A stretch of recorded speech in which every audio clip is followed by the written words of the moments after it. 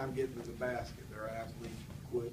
And, our pick and roll, we were trying to get out too quickly, and we needed to put a little bit of body on them to get our guards a little bit better advantage because their guards are real quick, and we weren't able to penetrate and get people to the basket. But if we're going to get better and be able to play teams like this, we got to find a way to get the basket. It starts with Alex.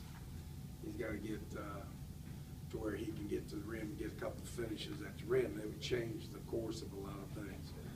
Rebounding, they're probably one of the nation's best rebounding teams. We didn't get killed there. We beat us probably a little bit, but didn't get killed. Biggest problem is we just couldn't get into the paint to score. And then thought we did a pretty good job not being able to do that, getting Luke 10 shots. And then Luke has been very consistent, very good, and shoots the ball extremely well. Jay helped us this time. I thought Alex played well, and then I think he just got tired. But Freeman kid, he did a heck of a job on him first half. In fact, they took him out of his game quite a bit. So pretty happy with him, and just doesn't have the strength to finish games, and that's what happens. We play good for a little while, but we can't sustain it. So we just got to keep getting better, see what we can do. Question? I did? Oh, got one?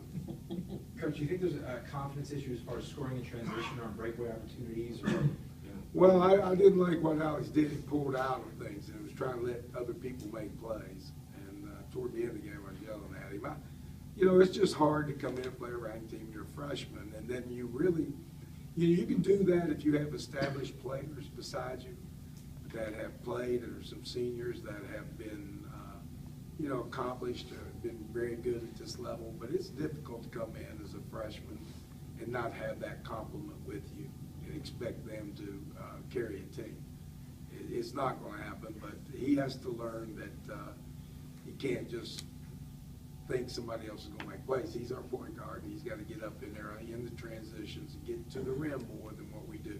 We just don't get to the rim as often as we need to. Justin does a little bit, but his knee still doesn't have the quickness that it takes, and he doesn't have the lift in and around the rim with his injuries. So it's a difficult thing, but again, I thought they played hard, and they didn't quit, and they're hanging in there together, which is the most important thing. I know you've kind of called upon them for that consistency and to kind of show some grit and some fight. Did you feel they answered that call tonight in some senses?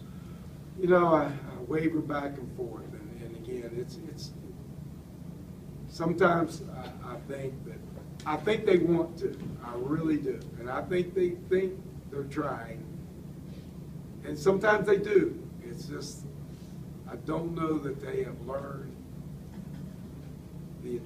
how you have to extend play for a long period of time and not take a break while you're on the floor. And I know that's hard to explain unless you've been out there and played it. It's more of a mental thing than it is a physical thing. It's extending your mental energy through a game. And if you haven't done it, we showed tape the other day, and they were playing. In fact, this team was playing VCU, and not VCU, but Charlotte. And they came down the floor, and we looked off the ball at one of their defenders, and you could see him focused in on the ball, what was happening, laser clear. And then the very next play they came down, and the Charlotte player who was on the same area had his back turned and joined the ball. And that's the difference between being a ranked team and a team that's going to get beaten by a ranked team. And we showed our kids, I said, fellas, you can't do this. Is the lapses that we have, and you've got to get them out of your game. And sometimes we do, and sometimes we don't. So, we just keep working. I want to keep the line straight. I told them I'm not going to quit, which means I won't be into them all the time. And our goal is to get 2 people out of that tournament and get us in Birmingham somehow. These were 2 tough teams. We're going to go to Western. That's a tough team. I don't care how good you are. playing a ranked team here, first game, that's a tough test. But we got others coming up that we have to be ready and see if we can't get an L, or change those L's to W's.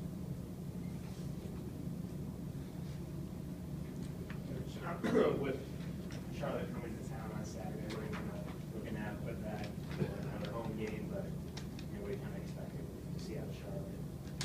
You know, I haven't really, I'm not one of those that look way down the road. I haven't watched them. I watched them a little bit against Old Dominion, but I was concentrating on Old Dominion, so I don't know. I know their coach has had some health problems and health issues that should change the dynamics a little bit with the coach here. What that will do, I don't know. They have a kid from South Charleston, I understand. I don't know a whole lot about them. When I get to the office tomorrow, that's the first thing I'll be doing. It's about 6 o'clock in the morning, drinking my McDonald's coffee, watching some great life in it, watching Charlotte. So I have my paper over there, occasionally read what y'all write, toss that in the bag on the trash can. Watch a little bit more Charlotte, and then go get me some lunch. Go watch, play ball a little bit, and go home, go to bed. It's not a bad life, folks. Beats the hell out of what y'all do. Pays a lot better. Pays a lot better. Damn right. Don't ask for a free lunch either, I ain't paying. Anything else? I enjoy it, fellas. Thanks.